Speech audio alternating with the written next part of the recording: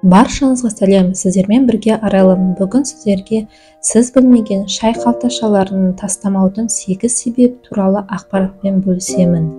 Алдымен қазақ тілді каналға тіркеліп, лайк басып, қолдауыңызды білдіріңіз. Видеоның соңына дейін көріңіз.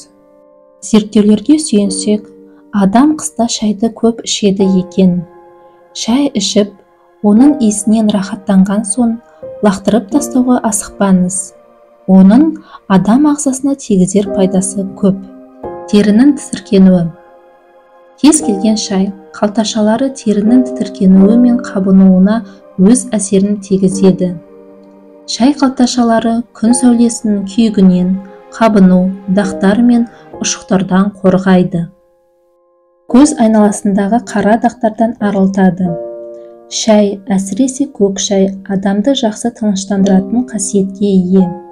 Егер де сіз жауып тұрған қабағыңызға сулы және де салқындатылған шай қалташаларын қойып, 15 минуттай ұстасаңыз, көз айналасындағы қара дақтардан арылып, сергек болып қаласыз.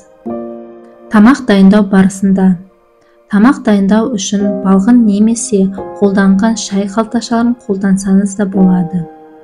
Күрішті қайнатқан кезде суға ақ жұпар немесе түймедақ шайының қалташаларын салып жіберсеңіз, тамағыңыз ерекше дәмге ие болады. Әдемі әсер қалдырады.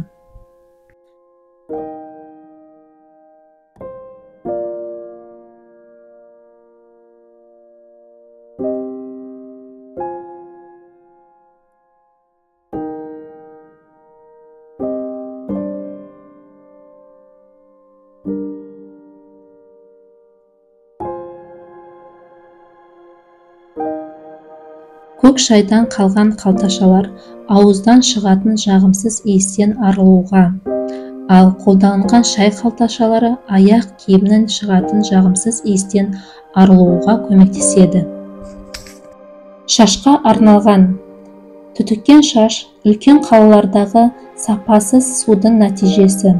Егер де сіз шашыңызға жарқыраған түс әрі бас терісіндегі тітіркенуден арылғыңыз келсе, шашыңызды су сабынмен жуып болған соң, шай қалташалары қосылған сумен қайта шайып тастаңыз.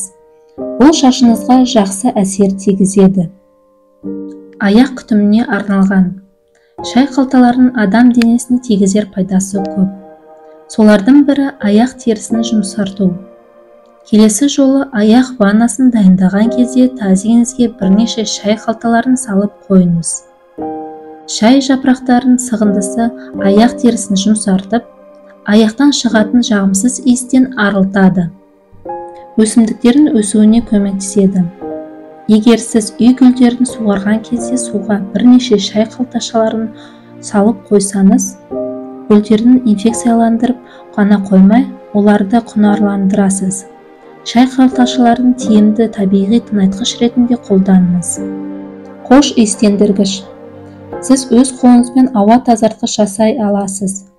Ол үшін сізге шай қалташалары мен сүйікті иісіңіз қосылған эфир майы қажет болады. Егер қажет болған жағдайда қалташаның аузын жіппен байлап қойыңыз. Айтпақшы, мұндай ауа тазартқыш жағымсыз иістерден де арылтады. Ол үшін тоңазытқыштың әрбір сөресіне салып қойыңыз. Бүгінгі ақпарат сіздерге пайдалы немесе қызықты болса, каналыма тіркеліп, лайк басып кетіңіздер. Сіздермен бірге болған арайлым. Қош сау болыңыздар.